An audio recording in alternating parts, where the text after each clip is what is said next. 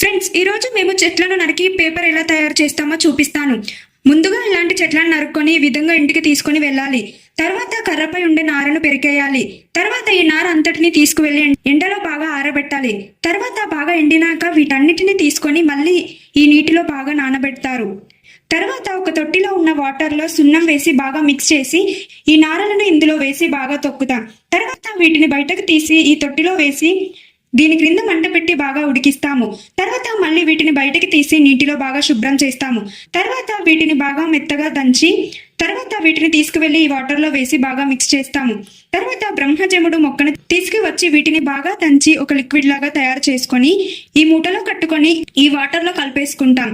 తర్వాత ఈ బ్రహ్మజముడు లిక్విడ్ వాటర్ని ఈ వాటర్లో కలిపేస్తాము.